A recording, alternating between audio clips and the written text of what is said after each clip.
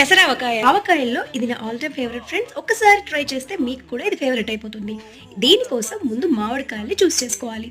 అవి బయట మందంగా, టెంకె బాగా ముదిరి, లోపల కండ కూడా బాగా గట్టిగా ఉండేటట్టు చూస్ చేసుకోవాలి. కొనగానే వెంటనే ఆవకాయ పెట్టి ఆ తర్వాత మీకు నచ్చిన సైజెస్ లో ముక్కలు కట్ చేసుకొని ఏదో ఒక కప్పుతో 4 కప్పులు వచ్చేటట్టు కొలిచి ఒక పెద్ద బేసిన్ లో వేసేసుకోండి. ఆ తర్వాత ఇందులోకి 2 టీ స్పూన్స్ పసుపు, 3 టీ స్పూన్స్ మెంతులు, ఆవాలు వేయించిన పిండి, 1.5 కప్పు కారం, 1.5 కప్పు ఇక్కడ చూపిస్తున్నట్టుగా ఫైన్ గా పౌడర్ చేసిన పెసరపిండి, 1 కప్పు ఉప్పు, 1/2 కప్పు వరకు శనగలు, 1/2 కప్పు మెంతులు వేసేసేయండి. శనగలు వేయడం అస్సలు స్కిప్ చేయండి. ఇప్పుడు నువ్వుల నూనెతో కానీ శనగ నూనెతో కానీ ఇక్కడ చూపిస్తున్నట్టుగా కొంచెం కొంచెంగా పోసుకుంటూ మనం వేసిన ఇంగ్రీడియంట్స్ అన్ని ముక్కలకి బాగా పట్టేసేటట్టు కలిపి మూత పెట్టేసి 3వ రోజు ఓపెన్ చేసేసేయండి. ఇప్పుడు అన్నిటికంటే ముఖ్యంగా ఆవకాయ మీద 1.5 ఇంచు వరకు నూనె తెలియంత వరకు నూనె పోసేసేయండి. ఇక్కడ నేను ఇదే నువ్వుల నూనె తీసుకున్నాను. ఇదైతే ఫ్లేవర్ చాలా బాగుంటుంది. ఇప్పుడు పైకి కిందికి బాగా కలిపి ఆవకాయని జాడీలో స్టోర్ చేసేసి రెసిపీ కోసం కింద వీడియోని క్లిక్ చేయండి.